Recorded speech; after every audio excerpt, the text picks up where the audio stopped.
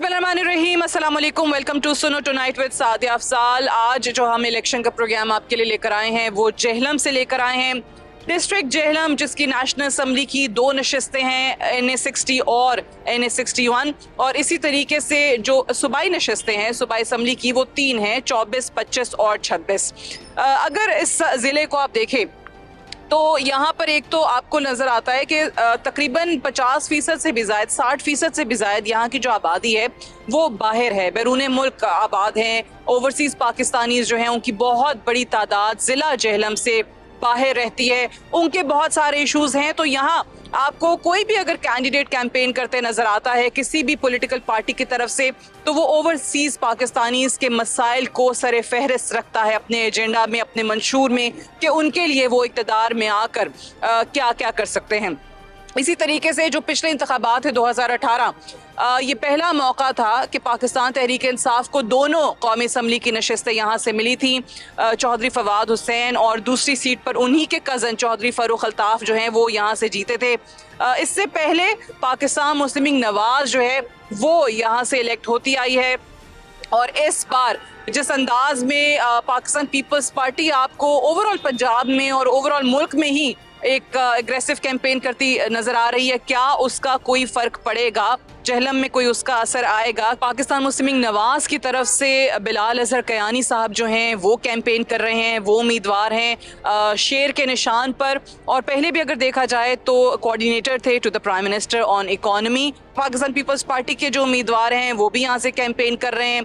फिर यहाँ पर एक पाकिस्तान तहरीक इंसाफ के कैंडिडेट थे जाहिद अख्तर साहब, जिन्होंने पहले पार्टी जो है वो छोड़ दी थी 2023 में ही, और इस ऐलान के साथ छोड़ी थी कि जो फवाद चौधरी हैं वो नेपोटिज्म कर रहे हैं, और उन पर काफ़ी इल्ज़ाम उन्होंने लगाए थे कि जो पंजाब असम्बली के इंतखाबात थे उसमें उन्होंने अपने भाई को टिकट दिलाई है। सो इस वजह से उन्होंने अलहदगी इख्तियार कर ली थी पाकिस्तान तहरीक इंसाफ से। फिर उन्होंने आज़ाद हैसियत में कंटेस्ट करने का फ़ैसला किया, लेकिन कुछ दिन पहले उनका भी जो है इत्तेहाद वो तहरीक लब्बैक के साथ हो गया। इनफैक्ट उन्होंने शमूलियत जो है तहरीक लब्बैक पाकिस्तान में इख्तियार कर ली। तहरीक लब्बैक पाकिस्तान को जब आप देखते हैं TLP को, तो वो जेहलम से पिछले इंतखाब में 2018 में आपको तीसरे नंबर पर नजर आती है। पहले पे पाकिस्तान तहरीक इंसाफ जिन्होंने दोनों नशिस्तें निकाली, फिर PMLN, और तीसरे पे TLP, यानी TLP का भी अच्छा खासा वोट बैंक यहाँ पर मौजूद है। सो आज इसी हवाले से यहाँ पर जो कैंडिडेट्स कैंपेन कर रहे हैं वो क्या राय रखते हैं, और यहाँ के जो 10,56,000 वोटर्स हैं वो 8 फरवरी को किसके हक में अपना फैसला सुनाएंगे, आज आप तक पहुँचाएंगे ज़िला जेहलम से। सो आज प्रोग्राम में जेहलम डिस्ट्रिक्ट हम आपके लिए कवर कर रहे हैं, और ख़ास तौर से NA60 का ये जो हल्का है, जो उम्मीदवार यहाँ से कंटेस्ट कर रहे हैं उनकी भी फहरिस्त आपको बताई। सबसे पहले हम पाकिस्तान मुस्लिम लीग नवाज़ की तरफ से जो उम्मीदवार कंटेस्ट कर रहे हैं बिलाल अजहर कयानी साहब, उनसे बात करेंगे। इंतखाबी सियासत में कदम रख रहे हैं, पहला क्या सोच के रख रहे हैं और क्या उम्मीदें हैं उनकी अपने हल्के की आवाम से। अस्सलाम वालेकुम। जी वालेकुम सलाम साजिया साहिबा, बहुत शुक्रिया जेहलम आने का। बहुत शुक्रिया। हम देख रहे हैं कि वाकई में आपकी कॉर्नर मीटिंग्स का सिलसिला जारी है, कुछ ग्लिम्पसेस भी हमने आवाम को दिखाई आपकी इस कॉर्नर मीटिंग की जो आप बातें कर रहे थे। पहले तो बताइए, इलेक्शन कंटेस्ट करने का फैसला क्या सोच के किया? जी सबसे पहले तो जी ये फैसला और ये कि कौन हमारे उम्मीदवार कहाँ से होंगे, हमारे कायद नवाज शरीफ साहब का और पार्लियामेंट्री बोर्ड का फैसला है। और यकीनन मैं एक एप्लीकेंट था टिकट के लिए, पार्लियामेंट्री बोर्ड ने फैसला किया कि मैं यहाँ से उम्मीदवार हूँ।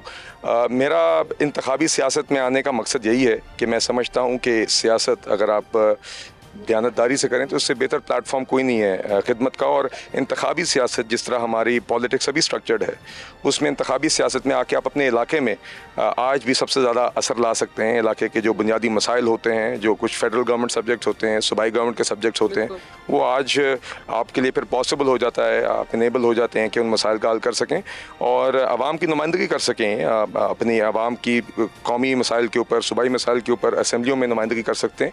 तो यही मेरा एक मकसद था जी, यही एक मिशन है।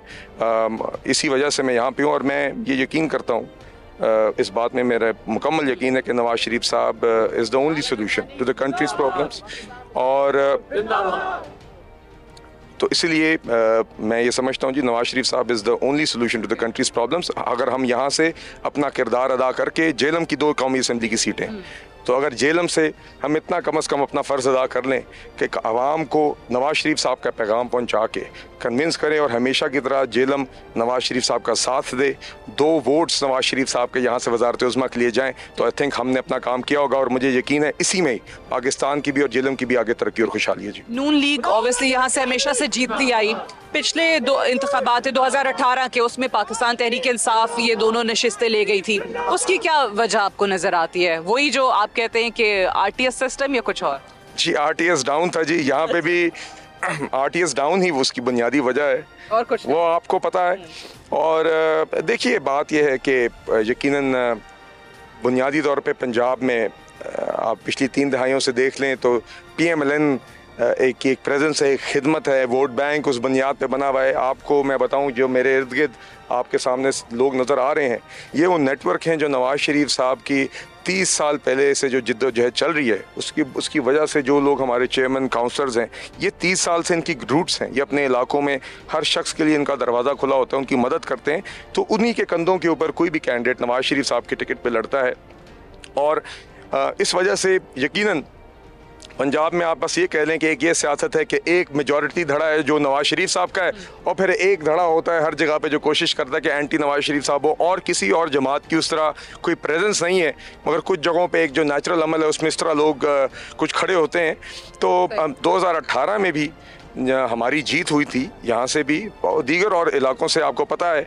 और सारी धांधली के बावजूद भी अगर आप देखें तो पंजाब असेंबली में हमारी सबसे ज़्यादा सीट्स थी, and even then we were not allowed to form government.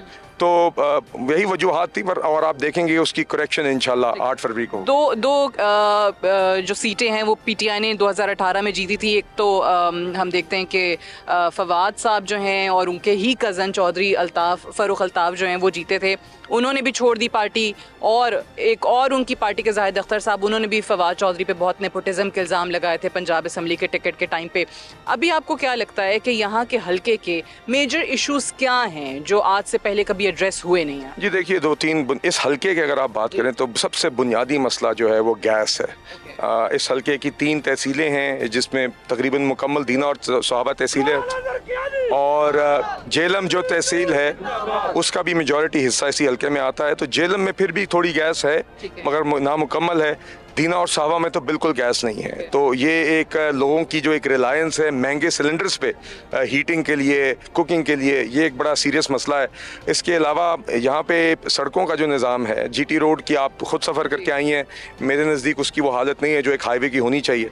मगर साथ ही साथ इसमें आई थिंक हमारा ये मसला काफ़ी एलिविएट होगा जब लाहौर सियालकोट मोटरवे इस्लामाबाद तक जाएगा और उसके इंटरचेंजेस बनेंगे। तो लिंक रोड्स भी यहाँ पे काफ़ी चेंज होने वाली हैं। और साथ ही साथ यहाँ पे सीवरेज का बड़ा मसला है। जेलम शहर में सीवरेज का बड़ा प्रॉब्लम है, दीना में है, सोहाबा में वाटर सप्लाई का मसला है। फिर हेल्थ के कुछ इश्यूज़ हैं। DHQ हॉस्पिटल में काफ़ी हद तक ट्रीटमेंट होती है मगर वहाँ पे ट्रॉमा सेंटर नहीं है, और हमने मिनिमाइज़ करना है कि जितने लोगों को रेफ़र किया जाता है ज़िले से बाहर, कोशिश ये होनी चाहिए कि 90% जो पेशेंट्स हैं या जो डिजीज़ हैं, जो भी मेडिकल कंडीशंस हैं, उसकी ट्रीटमेंट ज़िले में ही हो सके। तो ये बुनियादी कुछ इश्यूज़ हैं जी। और दीना में THQ हॉस्पिटल नहीं है, सोहाबा में वाटर सप्लाई का इशू है। फिर अगर आप हमारे हल्के से बाहर जाएँ और ज़िला जेलम में ही रहें तो लिल्ला जेलम एक रोड है जो आपकी GT रोड को कनेक्ट करती है मौजूदा जो लाहौर इस्लामाबाद मोटरवे उसके साथ। तो these are the major issues, but there are other issues to local सतह पे, आई थिंक, जो कि लोकल गवर्नमेंट के फाल होने से बेहतर तरीके से हल हो सकेंगे। अदरवाइज भी हम उन पर काम करेंगे। स्कूल्स की अपग्रेडेशन है कुछ जगहों पे, बेसिक हेल्थ यूनिट्स और RHCs हैं उनकी अपग्रेडेशन है। यही मसाइल हम सुनते हैं। तो मैं कोशिश कर रहा हूँ कि इस इलेक्शन कैंपेन में भी एक हम वोट तो ज़रूर मांग रहे हैं, लोग साथ भी दे रहे हैं, एक्सपीरियंस्ड इलेक्शनर्स हैं जितने भी आपके हमारे साथी हैं जगह जगह पे। मगर साथ ही साथ मैं कोशिश कर रहा हूं कि हर जगह पे, आज भी आपने यहाँ पे देखा होगा कि मैं अपने फ़ोन के अंदर I am making a list of local issues जो लोग बयान कर रहे हैं, ताकि हम उसको अच्छे तरीके से, नौ तरीके से उस पर काम शुरू कर सकें। सो बेसिकली वो तमाम चीज़ें जो कि अनफॉर्चुनेटली लोकल गवर्नमेंट्स को स्ट्रेंथन या एम्पावर ना करने के बायस ज़्यादा हमें नज़र आती हैं पूरे पाकिस्तान में, ये वो चीज़ें जो बल्दियाती नबातियाती इंतखाबात अगर होते रहते, लोकल गवर्नमेंट्स बनती रहती तो ये चीज़ें ना आती। आप खुद coordinator to the prime minister रहे हैं ऑन एनर्जी एंड इकॉनमी। अभी जो मंशूर आया है PMLN का, उसमें 1 करोड़ नौकरियों की बात की है। वो वाला स्लोगन जो पहले पाकिस्तान तहरीक इंसाफ का भी था वो नहीं दे सके। फिर बिजली की बात की कि 200 यूनिट्स जो हैं वो फ्री बिजली देंगे। दानिश स्कूल बनाने की बात की है। 62-63 आर्टिकल को सही मानों में बहाल करने की बात की है। नैब के खात्मे की बात की है। हम ओवरऑल देख रहे हैं पूरे पाकिस्तान में जो लोगों का मूड है या जो एनालिसिस है कि शायद कोई हंग पार्लियामेंट ही आए। सो अगर वो होता है तो ये रिफॉर्म्स लाने के लिए, ये चीज़ें करने के लिए तो आपको 2/3 अक्सरियत की ज़रूरत होगी। कैसे हो पाएंगी? देखिए, फर्स्टली तो वी आर होपफुल इंशाल्लाह कि हम will get a very good number of seats ताकि कोalition का साइज मिनिमाइज हो। वैसे हमारे कायद नवाज शरीफ साहब की आपने देखा हमेशा एक बड़ी इंक्लूसिव अप्रोच रही है। जहाँ कुछ सूबों में जहाँ पे हमारी जमात को हुकूमत बनाने का मौका मिला भी, तब भी उन्होंने बेहतर समझा कौमी मफाद में कि रीजनल जमातों को मौका दिया जाए। तो ये एक इंक्लूसिव अप्रोच है। मगर मेरा ख्याल है जी, अब जो कुछ हमारे मसाइल हैं जी, और आपने मंशूर की बात की, मंशूर हमारा एक बड़ा कॉम्प्रिहेंसिव पॉलिसी डॉक्यूमेंट है। मेरे लिए एक बड़े ऑनर की बात है कि मैं उस मंशूर की फॉर्मुलेशन का एक हिस्सा रहा हूँ। I was part of the editorial team. तो उसमें I had the chance to go through the whole manifesto before it came out. बड़ा जी हमने इसको संजीदगी से काम किया कि कॉम्प्रिहेंसिव पॉलिसी डॉक्यूमेंट हो, सिर्फ खाना पूरी ना हो जो हम तकारीर में कह दें। तो इसमें यकीनन काफ़ी कुछ बोल्ड मेजर्स हैं, मगर आप यकीन करें ये अब बोल्ड मेजर्स अब अर्जेंट हैं और इसके अलावा कोई चारा नहीं है। पार्लियामेंट मगर गवर्नमेंट की जो भी फॉर्मेशन हो, आई थिंक अब ये हमें बात समझनी होगी कि अनलेस आप ये डे 1 से स्ट्रक्चरल रिफॉर्म्स नहीं करेंगे हम आगे नहीं बढ़ सकेंगे। और दूसरी बात, किसी भी 5 साल की पार्लियामेंट्री टर्म में या किसी भी हुकूमत की टर्म में सबसे ज़्यादा पॉलिटिकल कैपिटल इब्तदाई 2-3 सालों में होता है। तो आई थिंक ये हमारे ऊपर हमें ये इंश्योर करना होगा कि इस पॉलिटिकल कैपिटल को फर्स्ट इनिशियली हम अच्छा मोमेंटम बनाएं। पहले चंद माह में ही वो मेजर स्टेप्स इन मोशन ले आएँ। पहले बजट से ही वो मोशन ले आएँ, क्योंकि आपको पता है मई और जून में बजट है। तो हमें ये जिम्मेदारी का मुजाहरा अब इस दफ़ा करना पड़ेगा। ये बहुत सारी ऐसी चीज़ें जो 2017 में नवाज शरीफ साहब वॉज मूविंग टुवर्ड्स दैम, और वो सफ़र एक रुक गया था। तो आप देखेंगी उसमें लोकल गवर्नमेंट्स भी आती हैं, उसमें रिडक्शन इन इलेक्ट्रिसिटी बिल्स भी आता है, उसमें ये भी आता है कि हम अपने जो लोकल रिसोर्सेज हैं, इंडिजिनस रिसोर्सेज हैं, कोल है, वाटर है, सोलर है, उनको इस्तेमाल करके जनरेशन पे रिलाई करें। हम इंपोर्टेड फ्यूल पे कम रिलाई करें। आहिस्ता आहिस्ता हमें गैस से भी हट के इलेक्ट्रिफिकेशन की तरफ जाना होगा, क्योंकि गैस के ज़खायर भी कम हो रहे हैं। तो ये आपके स्टेट ओन्ड एंटरप्राइजेज हैं जो हर साल 100 अरब रुपए आपके ज़ाया हो जाते हैं, जो अस्पतालों और स्कूलों पर लग सकते हैं। उन स्टेट ओन्ड एंटरप्राइजेज का कुछ करना होगा। जिम्मेदारी से आप प्राइवेटाइजेशन भी कर सकते हैं, जिसमें उनके जो एम्प्लॉयज़ हैं उनके राइट्स भी इंश्योर किए जाएँ, और आपका ये हर साल जो इतने पैसे आपके वसाइल ज़ाया होते हैं ये भी काम ख़त्म हो। तो काफ़ी इस तरह की चीज़ें हैं। एक्सपोर्ट्स हमें बढ़ानी होंगी ताकि हमें बार बार फॉरेन एक्सचेंज क्राइसिस ना हो। तो I think all of these are urgent priorities. ये इस मैनिफेस्टो में भी इसका इजहार हुआ है, और आप आगे देखेंगी कि इसके ऊपर अमली इम्प्लीमेंटेशन भी होगी इंशाल्लाह। असल आई थिंक आपके लिए चैलेंज वही होगा जिस पे बहुत बात भी की जा रही है कि अगर मेजॉरिटी नहीं मिलती, 2/3 मेजॉरिटी, जो कि बहुत आपको आइन में तरमीम लाने के लिए ज़रूरी है, वहाँ पे PMLN क्या करेगी, ये तो सवाल है। साथ ही आपने प्राइवेटाइजेशन का जिक्र किया।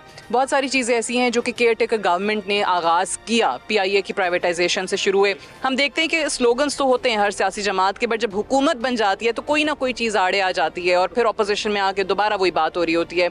आप लोग उन इक़दामात को आगे लेकर बढ़ेंगे जो निगरान हुकूमत ने शुरू किए हैं? वो ख़त्म तो नहीं कर सके अभी तक। नहीं, देखिए बात यह है कि अगर आप प्राइवेटाइजेशन की इस मुल्क में हिस्ट्री देखें ना जी, तो अर्ली 90s में नवाज शरीफ साहब in his first term he was the first person जिन्होंने जिम्मेदारी के साथ प्राइवेटाइजेशन की थी, और काफ़ी एक्सटेंसिव प्राइवेटाइजेशन की थी, और उसमें एम्प्लॉयज़ की राइट्स इंश्योर करके की थी। गोल्डन हैंडशेक स्कीम्स थी, वो वॉलंटरी सेपरेशन स्कीम्स थी, आप लेबर को इंगेज करके। तो यू कैन ensure कि all interests are served as it doesn't have to be a zero sum game। और इसमें ये करने का नवाज शरीफ साहब ने पहले करके दिखाया। 2013 से 18 की हुकूमत में भी काफ़ी एक्सटेंसिव प्राइवेटाइजेशन प्रोग्राम लॉन्च हुआ था, जो उस टाइम पे भी PTI की हुकूमत ने टॉर्पीडो किया था। PIA की प्राइवेटाइजेशन थी, उस पर सियासत की गई। तो देखिए इस दफ़ा मेरा ख्याल है कि अगर कोई प्राइवेटाइजेशन प्रोसेस जारी है, एंड आई एम अवेयर जैसा PIA की जारी है, उसको यकीनन हमारी हुकूमत को आके जायज़ा लेना चाहिए कि अगर वो एक प्राइवेटाइजेशन एक ढंग से, एक अच्छे तरीके से है और ऑन ट्रैक है, तो हमें यकीनन कोई ऐसे प्रोसेस को पॉज करके रीस्टार्ट करने की ज़रूरत नहीं है, ख़त्म नहीं करनी चाहिए, हमें रिज्यूम करना चाहिए।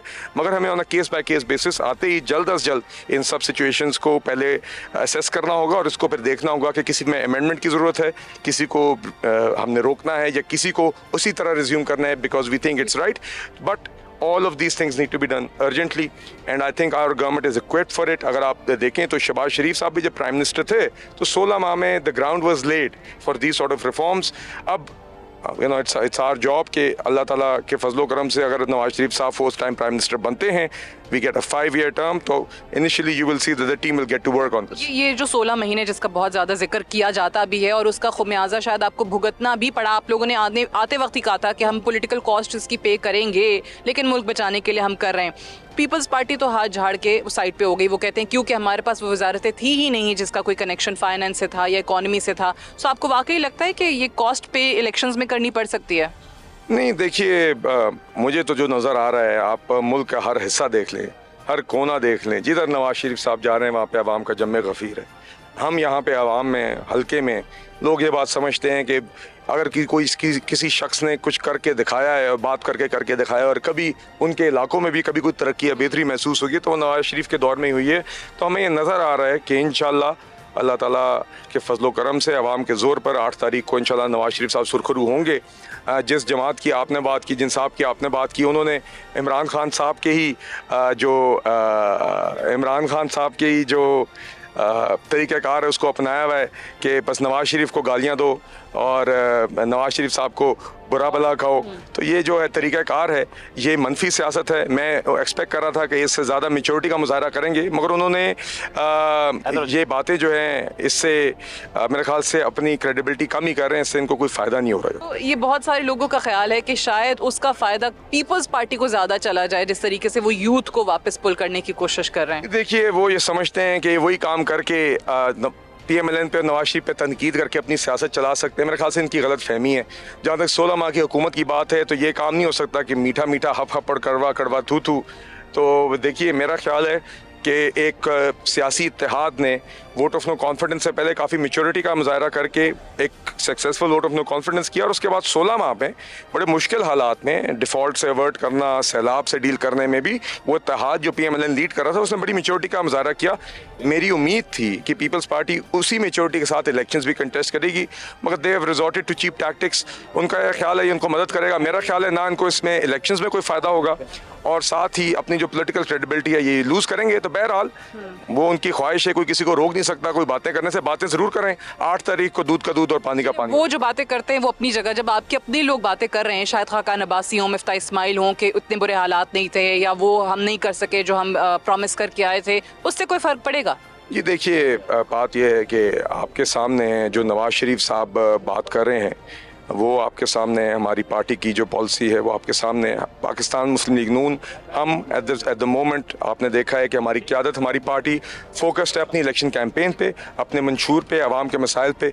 हमारी जमात, हमारी लीडरशिप किसी भी सियासी ओपोनेंट का या किसी भी सियासी फरीक का किसी का भी जवाब नहीं दे रही, ना ही उस पर फोकस है। हम इतने स्वॉम्प्ड हैं।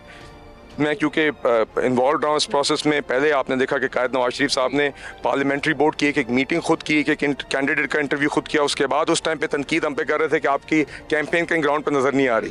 तो फिर हमने उस टाइम भी कहा था कि जब एक दफ़ा टिकट्स की डिस्ट्रीब्यूशन हो जाएगी तो आपको extensive on the ground campaign नज़र आएगी।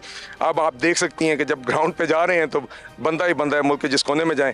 फिर बात हुई कि जी आपका मंशूर नहीं आ रहा, आप मंशूर के बगैर इलेक्शन लड़ें। मंशूर आ गया और कॉम्प्रहेंसिव मंशूर आया। हमने जल्दबाजी में 12 व्हाट्सएप पॉइंट्स नहीं निकाले जिस तरह और जमातों ने निकाले हैं कि जी ये हमारा मंजूर है। हमने सब स्टेक होल्डर से कंसल्ट किया, अच्छे खासी थरो हमारे पास प्रपोजल्स आए।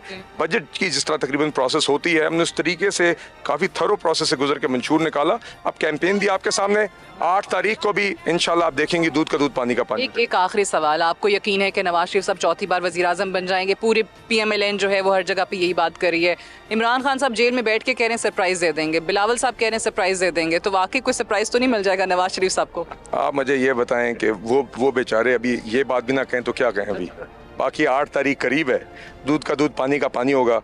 हमारी जमात को, हमारे लीडर को इन बातों से कोई गर्ज नहीं है। उस शख्स को सिर्फ गर्ज है कि इस मुल्क को हम आगे लेके चलें। वी कांट अफोर्ड उस तरह की मनफी सियासत, नेगेटिव पॉलिटिक्स जो इस मुल्क में पिछले 5-6 साल से। तो हो सकता है ना उन्हीं के छोटे भाई उनको सरप्राइज़ दे दें? नहीं, देखिए ये बातें बहुत दफ़ा हो चुकी हैं। मेरे ख्याल से जिस तरह नवाज शरीफ ने शहबाज शरीफ के बड़े भाई होने का फ़र्ज़ निभाया है वो भी मिसाली है, और जिस तरह शहबाज शरीफ ने नवाज शरीफ के छोटे भाई होने का फ़र्ज़ निभाया है वो भी मिसाली है। बार बार ये बातें हुई हैं, बार बार शहबाज शरीफ साहब ने अपने बड़े भाई के साथ और अपनी जमात के साथ वफा का मुजाहरा किया है। दे आर वन टीम, हमारे पार्टी के कायद हैं, हमारे पार्टी के प्रेसिडेंट हैं, और ये बात जमात के अंदर भी लोग जानते हैं, जमात के बाहर भी लोग जानते हैं। आप देखेंगी कि हमारी पूरी जमात, और आज भी आप देख सकती हैं पूरी की पूरी जमात नवाज शरीफ साहब की लीडरशिप के नीचे मुत्तहिद है। शहबाज शरीफ साहब का लीडर भी नवाज शरीफ साहब हैं, मेरे जैसे छोटे कारकुन के लीडर भी नवाज शरीफ साहब हैं। बहुत शुक्रिया बिलाल अजहर कयानी साहब, NA60 से PMLN के उम्मीदवार हैं, हमसे बात करें। अभी NA60 में पाकिस्तान पीपल्स पार्टी की क्या पोजीशन है, और वैसे भी अगर हम पाकिस्तान पीपल्स पार्टी की बात करते हैं तो हमेशा एक शिकवा लोगों का ये आता है कि बहुत अरसे से आपको ओवरऑल पंजाब में पीपल्स पार्टी जो है वो थोड़ी गायब नज़र आती है। लेकिन इस बार पंजाब में जिस अंदाज में बिलावल भुट्टो जरदारी जो हैं वो बहुत एग्रेसिव कैंपेन कर रहे हैं, उनके जलसे भी माजी की नस्बत जो है वो काफ़ी बड़े हो रहे हैं। जेहलम के हवाले से अगर बात करें तो पाकिस्तान पीपल्स पार्टी की तरफ से NA60 से जेहलम डिस्ट्रिक्ट से जो उम्मीदवार हैं इस वक्त वो हमारे साथ मौजूद हैं, चौधरी तस्नीम नासिर गुज्जर साहब। अस्सलाम वालेकुम चौधरी साहब। अस्सलाम वालेकुम, कैसी हैं आप? ठीक है, बिल्कुल ठीक, बहुत शुक्रिया। आपकी कैंपेन कैसी चल रही है? अल्हम्दुलिल्लाह जी, बहुत बेहतर। और मैं अपनी तरफ से ज़िला जेहलम को एक मैसेज देना चाहता हूँ कि अभी जो वक्त है ना वो आप लोगों का है। मेरा एक नारा है, ना तेरा है ना मेरा है, अब राज करेगी खल्क़े खुदा। ठीक है, तो अब राज जो होगा वो किसी फर्द वाहिद का नहीं होगा, ये आवाम का राज होगा। और पंजाब हमारा है, जुल्फ़िकार अली भुट्टो का था, शहीद मोहतरमा बेनज़ीर भुट्टो का था, अभी बिलावल भुट्टो का है। ज़िला जेहलम के अंदर 45-50% बंदे अब्रोड हैं, ओवरसीज़ हैं। मेरी आवाज़ उनके साथ है, ठीक है। पहली तो ये ऑप्शन है हमारी कि जो उनके साथ हुआ पिछले दौर में 35-40 साल यहाँ पे मुस्लिम लीग नून रही, मुसल्लत रही हम पे, चाहे मुसल्लत कराई गई, लेकिन आप यकीन मानिए लोगों के व्यू लें, इन्होंने लोगों का हशर नशर कर दिया और इन्होंने लोगों का जीना हराम कर दिया है।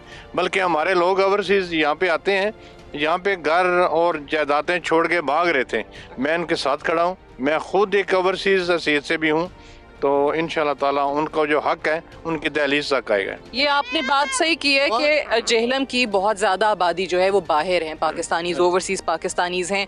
PMLN जैसे आपने खुद बताया कि बहुत अरसे यहाँ से इलेक्ट होती रही, इक़्तिदार के ऐवानों में बैठती रही, फिर 2018 में हमने देखा कि दोनों सीटें यहाँ से पाकिस्तान तहरीक इंसाफ जो है वो ले उड़ी। अगर PTI की भी बात करें तो ओवरसीज़ पाकिस्तानीज़ के लिए उन्होंने भी एक बड़ा नारा या एक कैंपेनिंग की कि उनको वोटिंग राइट्स हमने दिलाने हैं, वो तमाम चीज़ें। आपको क्या डिफरेंस क्या लगा?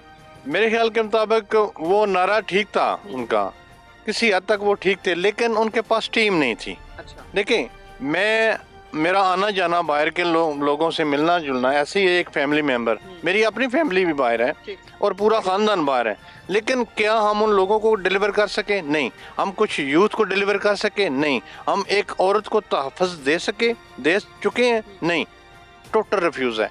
लेकिन इंशाल्लाह ताला मेरी कैंपेन में आप देखेंगे सारी औरतें ही जो कर रही हैं कैंपेन। हमने एक चीज़ सीखी है कि PTI ने यूथ पे वर्क किया, हमने औरतों में मतलब वर्क करना शुरू किया हुआ है। वो मोहतरमा बेनज़ीर भुट्टो का ख्वाब था कि हमारे माशरे की औरत फ्रंट लाइन पे आए, उनको उनका हक डिलीवर हो, उनको हकूक़ के मुतल्लिक़ बताया जाए। इंशाल्लाह ताला ज़िला जेहलम के अंदर मेरी बहनें, बेटियां, मेरी माएँ वो मेरे साथ हैं। और ये लोग तो एक में जा रहे हैं कि शायद इनको पहला हालात मिलेंगे, आप पहले हालात नहीं हैं। जिला जेहलम का बिलखुसूस को नया जेहलम मिलेगा। अगर इस हल्के की बात करते हैं तो यहाँ पे बुनियादी इश्यूज क्या हैं जो पिछली हुकूमतें अभी तक नहीं कोई सोल्यूशन दे सकी? देखें, इलेक्ट्रिसिटी रेट में हम बहुत आगे हैं जेहलम वाले, और हमारी बच्चियों और हमारे बच्चों को मेडिकल एडमिशन में इशू है बहुत ज़्यादा। किसी को मीरपुर में सीट नहीं मिलती, किसी को लाहौर में नहीं मिलती, किसी को पिंडी में नहीं मिलती। मैं जब भी अपने चेयरमैन से मिला हूँ, मेरा सिर्फ एक मेन इशू है कि हमें मेडिकल कॉलेज दिया जाए, और उन्होंने एडमिट भी किया कि अगली गवर्नमेंट जब पीपल्स पार्टी की आती है मेडिकल कॉलेज होगा। दूसरे नंबर पर तहसील दीना, तहसील सुहावा, ये सुहावा के नेक्स्ट डोर गुजरहान के अंदर गैस निकल रही है, सुई गैस हमें डिलीवर नहीं की जाती।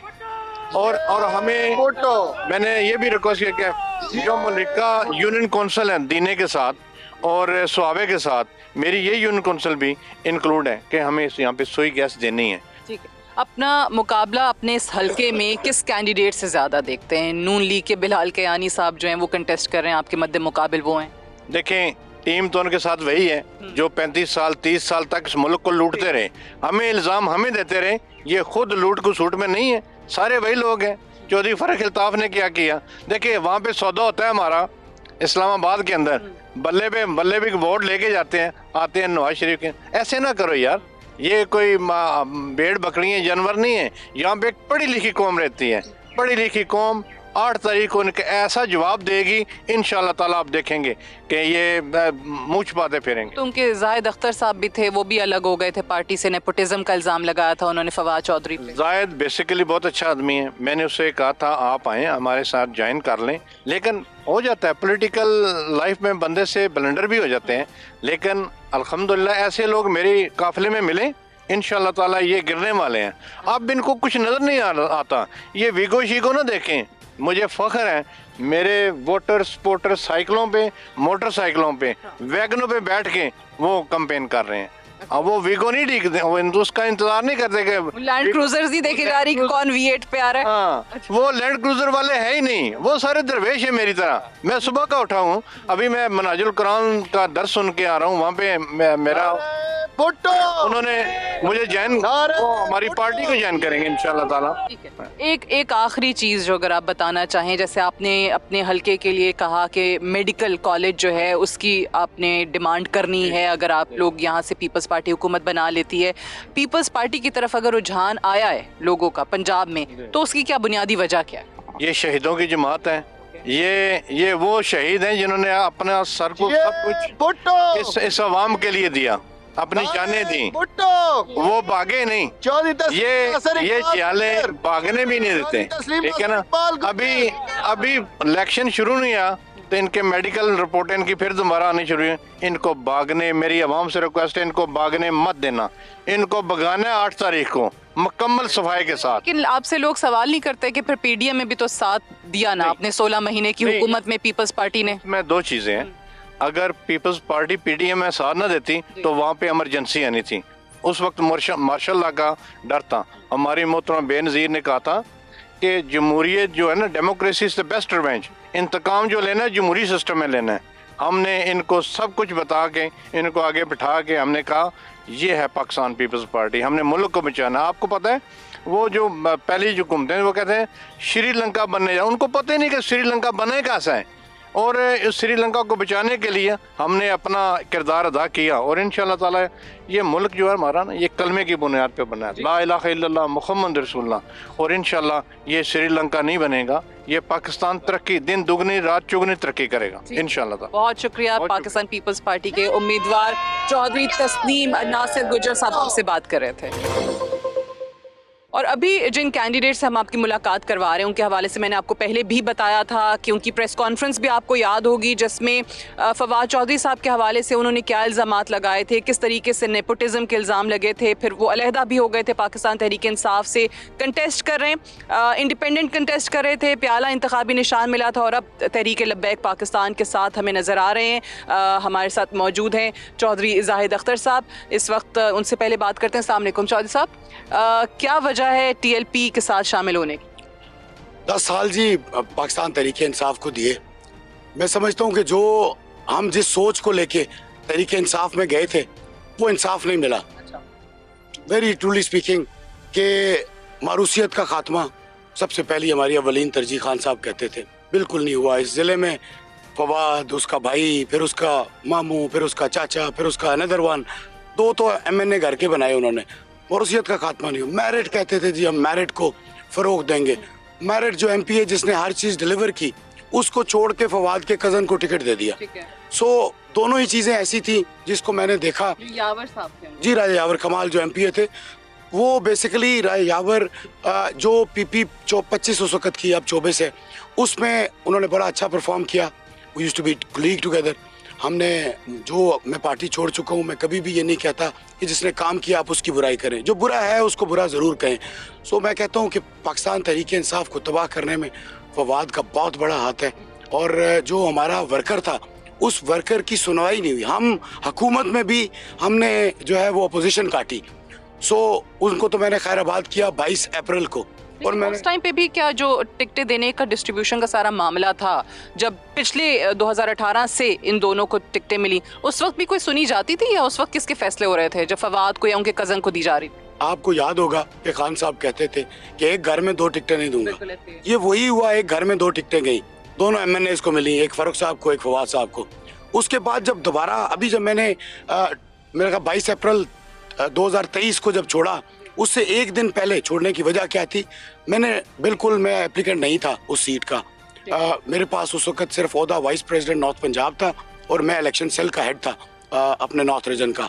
तो मैंने उस वक्त छोड़ा इस वजह से कि आपने अगर MPA जो करंटली जिसने काम किया, जो साथ खड़ा रहा, जो मेरे साथ हर जगह, हमारे पाकिस्तान तहरीक इंसाफ की हर उस जलसे में गया।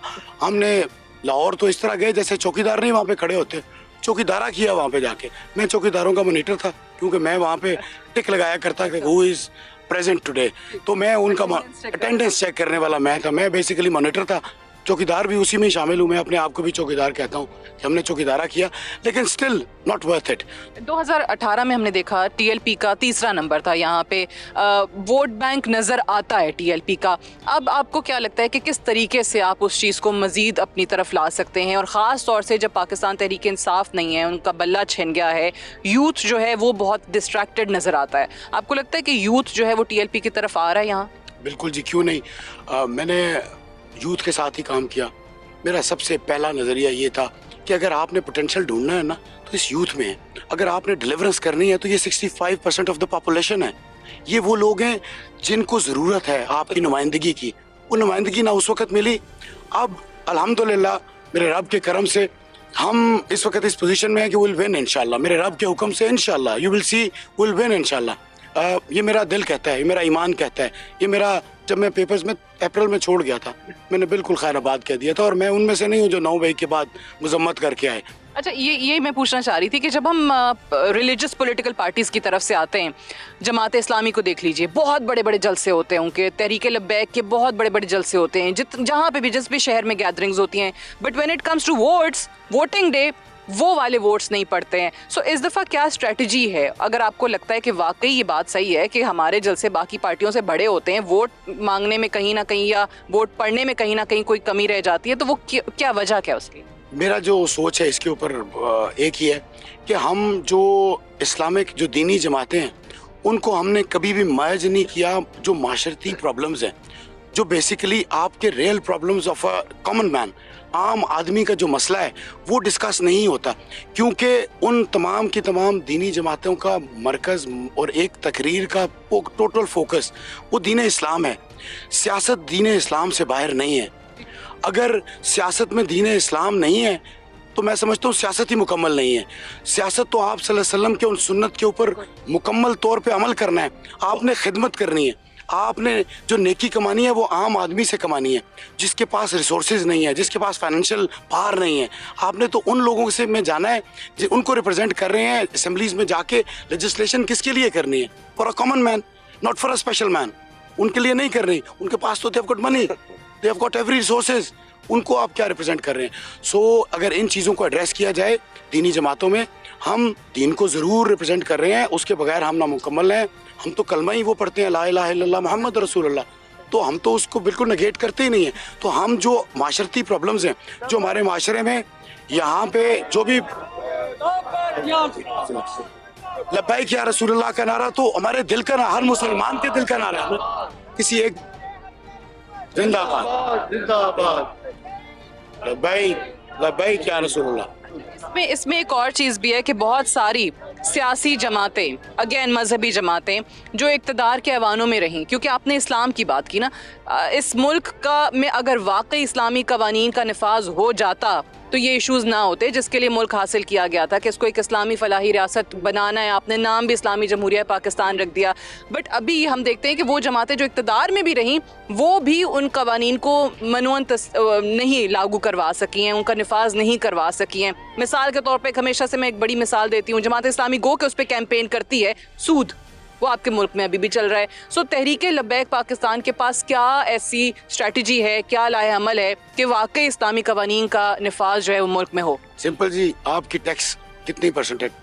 2.5% टैक्सेस आप पे कर रहे हैं। ज़कात कितनी जो है वो राइज है हर मुसलमान पे? 2.5%। वही 2.5% जो टैक्स दे रहे हैं, अब सूद के निज़ाम को छोड़े, ज़कात के निज़ाम पे आए। ज़कात देने से एक तो नेकी बढ़ेगी, जो छुपाते हैं वो छुपाएंगे नहीं, जो लोग गरीब हैं उन तक वो रसाई होगी, आपका मुल्क भी इस्लामी फलाई रियासत बनेगा। फलाई रियासत तो वो गोरे ले गए, गोरे मतलब सही नहीं, आप सही कह रहे हैं। जो हमें हमारे जो खलीफा दो में हजरत उमर फारूक रज़ी अल्लाह ताला अन्हु, उनके उमर लॉज के नाम से मगरबी ममालिक में वो चल रहे हैं और हमारे यहाँ नहीं तो है। हम क्यों नहीं कर सकते? सिर्फ और सिर्फ विजन ब्रॉड करना है, दिल को बड़ा करना है, दिमाग को बड़ा करना है।